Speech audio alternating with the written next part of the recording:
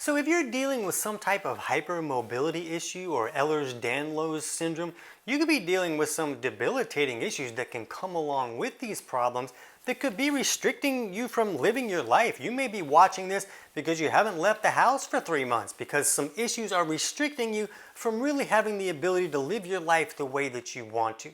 And the thing that upsets me the most about this issue is that it appears that you are being led to believe that you're dealing with a genetic issue. These are just the cards that you were dealt. Sorry about your luck. You really should have picked better parents.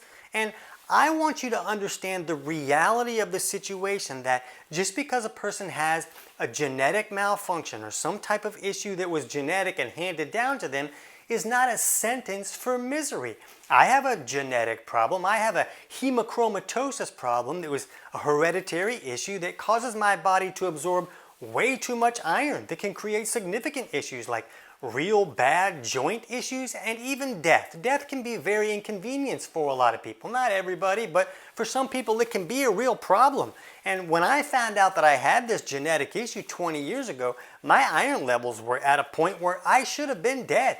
But that doesn't mean that I just, well, I guess that's just the cards I was dealt. I learned how to adjust the things that I was doing so that I could manage my life even though I was dealing with this genetic issue that showed up for me. So I just want you to understand that it's not a sentence for you. If you can understand what's going on, you may have the ability to improve your life. Now, what this isn't going to be is a 2-minute video where I give you some remedy to go take a pill. It's going to fix everything that's been going wrong in your body for the last 40 years.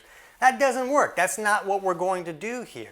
In order to create improvement, you really need to understand what's going on. So what I'm going to do is I'm going to take the time to walk you through the science and help you understand what could be going on. I'm going to do that because I think that you're worth it. But that means in order for you to see any results, you actually have to be willing to go through the video and then actually take the steps to figure out which one of these aspects that I talk about could be creating trouble for you, and then you have to do the work to correct that issue. So that means that you also need to think that you're worth it. And why wouldn't you be worth it? You're kind of awesome. It's not like you're like that guy at the gas station who when you walk in and say good morning, he doesn't even acknowledge you or look up. Like, that guy sucks. Why does that guy not have to deal with all the misery that you're dealing with, even though he's horrible? He's hardly even a human. Why don't you deserve to actually be able to function like a human? That guy sucks. So let's jump over to the smart board. Let's walk through this science and let's help you find some answers that actually make sense. So as we dig into this, just remember that the medical world tells us that there is no solution for these issues. So we're not going to argue with that. Instead, we're just going to take a different viewpoint. We're just going to look at this a little bit differently to see, do we have the ability to create any type of improvement for yourself? Because if you're like the clients that I've helped with these type issues, some of those improvements can be life-changing. And really, that's just what you did when you were 5. When you had a puzzle that you couldn't figure out, you just took that extra puzzle piece and you turned it upside down. You just looked at it differently, and all of a sudden you were able to solve that puzzle. So that's what we're going to do. We're just going to turn this upside down and look at it a little bit differently. And before we do that, let's go ahead and go over all of the possible treatment options that are available for this in the medical world. Oh yeah, there's not any. There are no treatment options for this. So really, what other option do you have but to look at this a little bit differently? And keep in mind that I'm not a doctor. I'm not giving you any type of medical advice. I'm really just a professional stand-up comic turned nutrition author, because when I lost my voice for 8 years, 23 different doctors couldn't help me figure that out. I had to dig for my own answers. And after I fixed my issues, I took what I learned and now I teach health professionals how to help their clients fix the actual underlying causes of problems instead of just covering up the symptoms. So when we're looking at this issue and the treatments that are available, it's really, the treatments are just to deal with all the things that seem to go along with this problem. They call those comorbidities, and these are issues that show up very often with a specific type of health issue. So we're going to go over some of this science. I'm going to share some studies. It's okay if I stand in front of these. I'm going to make them big so you can see them when it's time to see those. But let's look at some of these common symptoms that show up when somebody's dealing with some type of hypermobility syndrome type issue. And there's a lot of different digestive issues like acid reflux and GERD and dyspepsia and constipation and SIBO and gastroparesis and delayed gastric emptying. There's a lot of different things that a person can deal with, but there's also a lot of other things that we'll kind of touch on a little bit as well.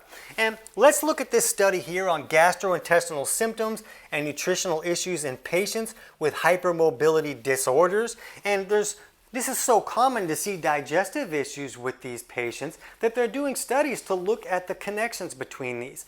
And they say that some of these particular symptoms and issues that can come up can be so debilitating that in order to help these patients see any type of relief, they're usually going to need more than just one type of treatment plan. And they go on to say that optimally requires an integrated strategy between primary care and multiple specialties, including gastroenterologists, psychiatrists, psychologists, rheumatologists, cardiologists, immunologists, urologists, orthopedics, dietitians, pharmacists, and physiotherapists.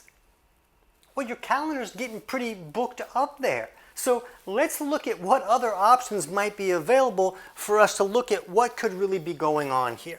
So when we look at this situation, there are considerations that we need to think about. And keep in mind that the consideration that may be most important to you might not be as important to someone else dealing with the same issue.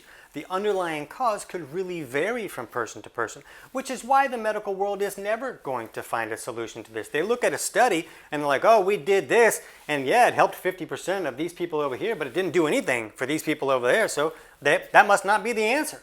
But what about these people over here? It really helped them. Shouldn't we at least mention that? That didn't help everybody. Let's go on. We'll look for something else. So they really want a solution to a problem, and then that makes sense. When it doesn't fix it for everybody, that's probably not it. So the first thing we want to look at is we'll look at the Cleveland Clinic website for what causes joint hypermobility syndrome, and they say the exact cause is unknown. However, the genes that are involved in the creation of collagen are believed to play a role. Collagen is the protein that adds flexibility and strength to your joints, ligaments, and tendons. People with joint hypermobility syndrome have loose joints because they have weak ligaments. They have weak ligaments because of the defect in their collagen. So this makes sense. I buy into this. Collagen is really the structure that helps us make those connective tissues strong and flexible, and it allows them to be rebuilt and re-strengthened when they become weak. That's very important. So that makes sense that, well, if these people can't really strengthen those connections, that they would have a problem with their collagen. So let's look up, hey, well, what does it take for the body to make collagen? And if you Google this, you're going to find, well, to produce collagen, the body requires amino acids, vitamin C, B12, and minerals like copper and zinc. We need enough hydration. And another good point is that healthy gut bacteria, certain gut bacteria produce substances that stimulate collagen production. We'll come back to that in a second. But when I'm looking at these things that are required for the body to be able to produce collagen, I was like, oh, well, let's just look up what are the common deficiencies when people are dealing with these issues. And what I found was vitamin deficiencies are frequently seen in hypermobility conditions like Ehlers-Danlos Syndrome, particularly vitamin D, vitamin C, folate, and B12. Well, now some things might start to make a little bit of sense. These deficiencies that show up often when people are dealing with this issue happen to be some of the things that we really need to produce the collagen that would keep this from happening, right? So let's look, why does this happen? Why do we get these deficiencies? And they say that gastrointestinal issues, people with hypermobility disorders like EDS often experience gastrointestinal symptoms which can impair nutrient absorption. Genetic factors, a variation in MTHFR gene, can impair the body's ability to process folate, resulting in deficiency and potential connective tissue issues. And we'll come back to that in a second, and that'll help us understand some other issues. But then we see increased nutritional needs. Vitamins such as vitamin C are rapidly consumed in the wound healing process, which can be more frequent in individuals with hypermobility because we know that they experience frequent injuries. And when we're looking at vitamin C is used in pretty much every repair and rebuilding process in the body. The ripoff is that we're one of the only mammals that don't produce our own vitamin C. we have to get it from our food.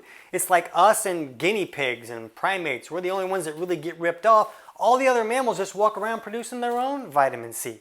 And a lot of times someone's like, oh, I'm going to supplement with some vitamin C, and they get some from the drugstore, and it's just ascorbic acid. And ascorbic acid is just a fraction of that vitamin C. The body needs that whole vitamin C to utilize it. So when people supplement with vitamin C, they're usually not getting something that the body can really use to increase its ability to repair and rebuild and to do things like make collagen. So when we supplement with vitamin C, we supplement with a whole form of vitamin C, something like, acerola cherry powder, and we don't usually use that because it has a lot of sugar. We use one called BioC from Empirical Labs, and we're not the manufacturer of that. I'm not telling you to take that. I'm not saying take this, it's going to fix everything that's been going wrong in your body for 30 years. That's just the vitamin C that we use when we want to increase the level of vitamin C in the body. And I'll put a link to that in the description below just so you can see the ingredients and check that out. But using some type of whole food C supplementation could help lift that vitamin C level that could then be one of those issues needed so the body could start making collagen again. But to figure out why some of these other deficiencies might show up, let's look at this study here on joint hypermobility syndrome in patients with functional dyspepsia. And they found that there was a really strong correlation between people with hypermobility issues and this dyspepsia problem. And they also saw a lot of people dealing with a lot of these symptoms that we talked about earlier, like constipation and bloating and indigestion and slow gastric emptying. And dyspepsia happens here in the stomach, and pepsin is an enzyme that we use to break down protein. Now, in order to access amino acids from the foods that we're consuming, we need pepsin to help us break down our protein. So dyspepsia means that ain't working. The pepsin is not working, you can't break down protein. So it makes sense why we would see dyspepsia so common with people who are having issues producing collagen. Remember, we need amino acids to produce collagen. Now, here's the thing about pepsin. Most people make pepsin just fine. The problem is the pepsin is activated by stomach acid. So it's very common today for someone not to be making enough stomach acid for a wide variety of reasons. So if someone isn't making enough stomach acid, now they don't activate that pepsin, they can't break down protein correctly, and they can't access the amino acids that are the building blocks of collagen. Here's where it gets more interesting. We'll look at this study on association between joint hypermobility and gastroesophageal reflux disease. And they found that when they looked at these people that had the hypermobility, they gave them a score. And when patients had a high total mobility score of 7 to 9, that was a high score, had the highest risk for developing GERD. And it was 41-fold compared to those with normal mobility scores. So they weren't 5 times more likely to have GERD. They weren't 10 times. It was 41 times more likely to have acid reflux issues when they had this hypermobility issue. So here's where this will start to make some sense. Acid reflux is not caused by too much stomach acid like advertisers want us to believe. Acid reflux is usually caused by a lack of stomach acid. There's this valve up here called the lower esophageal sphincter that opens so food can come in, and then it's supposed to close so that things don't come back up and burn us. But that valve is triggered by stomach acid. So if a person is not making enough stomach acid to trigger that valve to close, then the small amount of acid that they make is going to come back up and burn them. But now we see, well, if reflux is so common with this, it makes sense why that person would not be able to break down protein correctly to be able to access the amino acid building blocks needed to make collagen. And this is why, this collagen issue is well known. People know, hypermobility, they're having problems with their collagen. That makes sense to people. So they're like, I'm just going to supplement with some collagen. But then it doesn't do any good because the body can't just take a supplemental form of collagen and thanks, I'm going to stick that on my connective tissues. It doesn't work that way. Even with a supplemental form of collagen, the body still needs to be able to break that down into those elemental amino acids that it can use as building blocks to make its own collagen. Now the body can utilize that. So when there's not enough stomach acid there, why would a person be able to make collagen? Science tells us that they can't. So why would it make sense that they would make collagen when they don't have enough stomach acid? Another thing that's very well documented in the scientific literature is that a person can't access B12 without enough stomach acid. You need to acidify those proteins to access B12. Another thing is that zinc and copper that they said that we need to make collagen, you can't access zinc or copper from your food without hydrochloric acid. An interesting problem there is that the body needs zinc to make hydrochloric acid. So if someone has some issue come up where they can't make enough hydrochloric acid, well, now they can't access the zinc from the food that they're eating, and now they don't have the tools they need to make the hydrochloric acid. So this person can get stuck in a cycle of broken digestion for years or decades. And it's not just zinc and copper. The body needs to be able to break food down to access the minerals and the nutrients that are in that food. So let's look at these symptoms again. And when you look at these digestive symptoms, acid reflux, bloating, dyspepsia, constipation, all of these are really common things that we see when someone is not making enough stomach acid. Now, some of these other issues can have to do with bile flow a little bit, and when bile is not flowing correctly, now we can't access fat-soluble vitamins like vitamin D, like they were seeing was often deficient with people with hypermobility issues. All this gastroparesis, delayed gastric emptying, I'm not going to dig into all those here. I'll put links in the description below for our videos on all of these topics, and you can dig into them if you want, but you're going to see that most of these have the ability to be caused or created by a lack of stomach acid.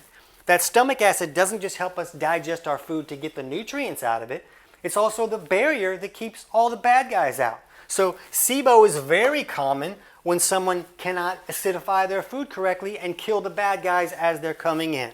Food intolerances, leaky gut come up because there's bad guys in there. When you can't digest the food correctly, now the body's going to go to war against that food. So all of these things are very common when we see this lack of stomach acid. A lot of these issues, POTS, depression, fatigue, anxiety, dizziness, a lot of these have the ability to come about from a lack of minerals and a lack of resources in the body, so the body and the brain cannot function correctly. When we can lift resources in the body, a lot of these things really improve a whole lot. Common bruising, very easy to bruise is something we see with this. Well, we see that when someone has a lack of vitamin C, just like we were talking was needed to be able to produce collagen. And a lot of times it's not that a person isn't supplementing with vitamin C or they're not getting enough from their food. A lot of times it's because vitamin C is being used to deal with some type of invader or a lot of damage in the body, like is often seen with this situation. So sometimes this lack of vitamin C makes sense. But when we can take steps to lift the body's resources and give the body what it needs to function correctly, well, would it rebuild and repair things? I kind of think it might.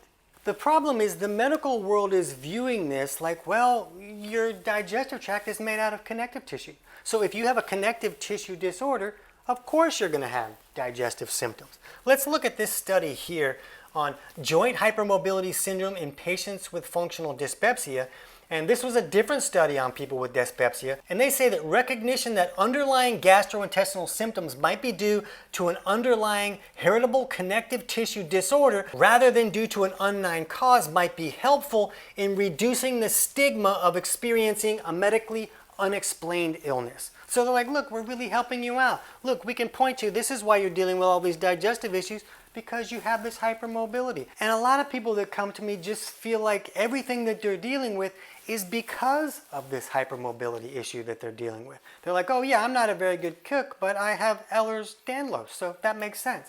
So what if that's not the case? What if these things are just lining up so everybody gets a little bit confused? Let's dig further and look at this study on folate-dependent hypermobility syndrome. And what they explained was that this folate is really needed to be able to produce these connective tissue structures. Like it wasn't needed to make collagen, but it was needed so that collagen could kind of be held together, like that extracellular matrix that's like the scaffolding sort of, that just holds everything together. When there wasn't enough folate there, then that didn't really work. And this study here on the prevalence of MTHFR polymorphism in patients with hypermobility, Ehlers-Danlos Syndrome and Hypermobility Spectrum Disorder, they discovered that it was a high prevalence of MTHFR polymorphisms among patients with hypermobility, and that supports the hypothesis that hypermobility may be dependent on folate status. And they found that with a lot of the people in this study that they showed that they had like high, folic acid in the blood because their body was not able to process it correctly. This genetic MTHFR issue that's very popular, all the cool kids have that now, but it can restrict the body's ability to utilize this folate correctly. And when you can't utilize that folate, now those structures can't be built correctly. So they found that if they supplemented with a methylated form of folate, not folic acid that you would get from the drugstore, but a quality supplement, a methylated form of folate, that they would see improvement to these issues. So this study was going on like, look, we have science that's showing us we're seeing improvement. You can read through this study. I'll put the link in the description below, and they're seeing that a lot of people are seeing improvement. But my viewpoint is that that's not going to help everybody. That's not the problem for everybody. Some people are having problem producing that collagen because they don't have the necessary resources to produce that. Still, if you're dealing with this MTHFR issue and you know that, then supplementing with some methylated folate could be very helpful. I'll put the one in the description below that we use just so we can see that. I'm not telling you need to use that, but you really want to use a methylated folate for it to be absorbed correctly. Now, another thing to understand about folate is that we need hydrochloric acid to be able to assimilate folate.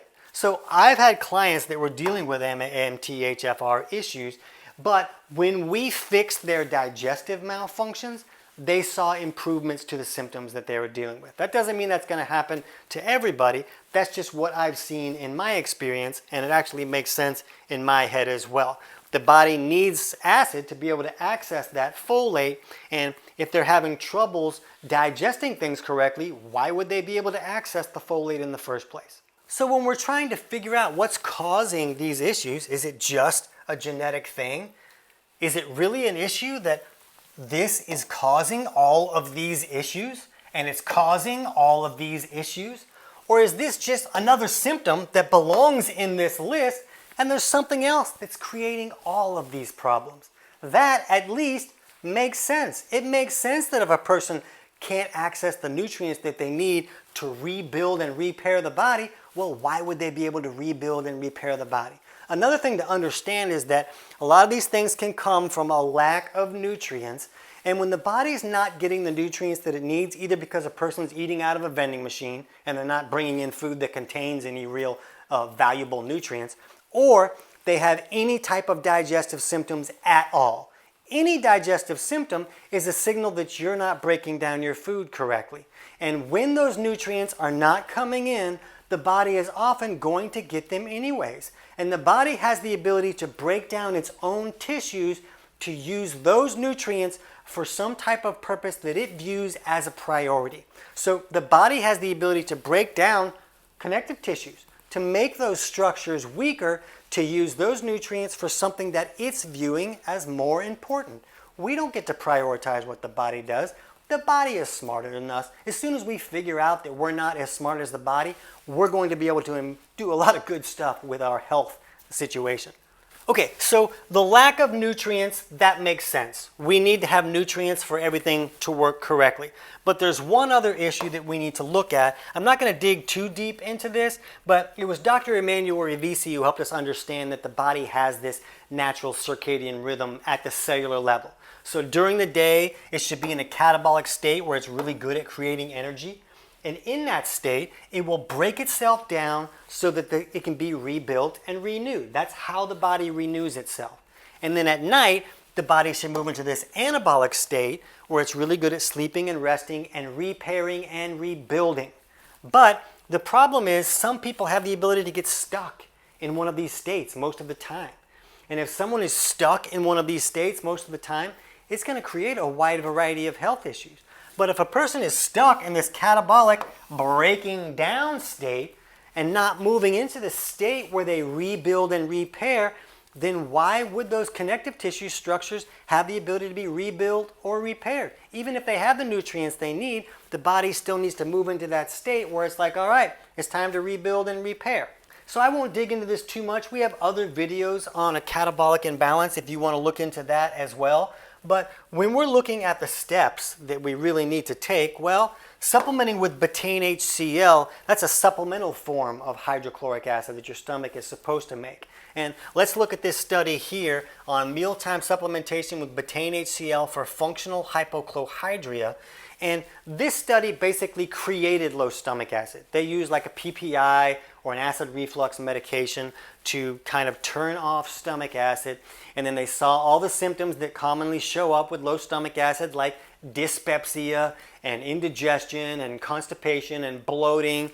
And then they supplemented with this supplemental form of betaine HCl capsules. And they saw that all of those issues improved when they did that. So I'll put the link to that study so you can check that out below. But one thing to understand is that a person doesn't need to be on a PPI to be able to have a lack of stomach acid. There's a lot of issues when we're looking at these, things that show up. This dysautonomia, that's an issue where your autonomic nervous system is either stuck in the parasympathetic state or the sympathetic state. Well, if you're stuck in the sympathetic state, your body can't even produce hydrochloric acid. It needs to be in that parasympathetic rest and digest state to be able to do that. So the lack of nutrients, the body can't do it. There's lots of reasons that somebody can't make enough stomach acid. But one of the most common medications that someone takes when they're dealing with this? It's a PPI. So many people deal with GERD and acid reflux that they end up being put on some type of PPI to turn off stomach acid. So a person that doesn't have the ability to break down proteins, to turn those into amino acids, to access all the nutrients that they need to be able to build these collagen structures, well, if they're having that problem, what should we do? Let's turn it off more. Turn it off more. So this is a common thing that goes on. So when we're looking at things, okay, do we want to try and help the body get more nutrients to see, does that create improvement for us or not? We don't know if it will, but it seems like a reasonable thing to do. If nothing else, you would at least improve some of those digestive symptoms. So if you're dealing with any digestive symptoms at all, we'll put a link in the description below for our totally free digestion course. And that free course will walk you through figuring out which aspects of digestion are not working correctly for you and steps you can take to improve those. And it'll help you understand, are there signs that come along with low stomach acid? And if you have a lot of those, then that could be a strong indication that maybe taking steps like they did in this study could help you acidify the stomach, really break your food down correctly so that you can access those nutrients that the body needs to rebuild structures with. That free course also walks you through like simple self-tests you can do at home to see if you might be leaning too far on that catabolic side where the body is kind of stuck in the breakdown state. So you can see, does this appear to be a problem for me? If it does, I can take steps to try to improve this imbalance, and then I can see, does my situation improve or not? That free course can also help you figure out some possible troubles that can come up. A lot of people that really need to supplement with betaine HCl the most are often the people that experience the most discomfort when they first start. Like if they're dealing with some type of SIBO issue or bacterial overgrowth in the stomach and you put more acid in there, it has the ability to kind of magnify some of the symptoms that a person is dealing with.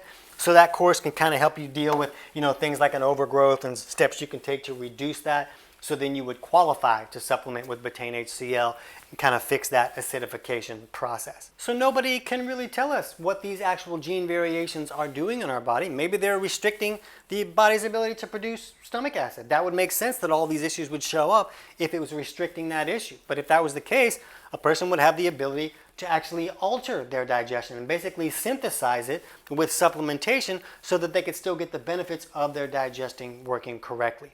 And if you're dealing with digestive symptoms and you take steps to improve it, then you can see for yourself, does this improve? We don't know if it will. There might be a gene that really shuts things off for you. Everybody's genes can be different, but we hear from a lot of people that seem to see improvement when they fix their body's ability to access the nutrients in that food. So I hope that gives you some insights. I know I threw a lot at you. You might have to bookmark this and watch this a few times or dig deeper into some of the studies below or some of the other videos on some of these other topics that we'll put in the description below. But you can see that this is going to take some effort in most cases. There's not one pill that's going to fix this for everybody. But remember, you're worth it. It's okay to put some effort in if you get to see the results. So right now, if you know that you're dealing with a lot of digestive issues, you can jump over and check out our video on full digestive reset that really digs into a lot of that process and how to correct those issues that may be going on. I can't wait to hear about your results.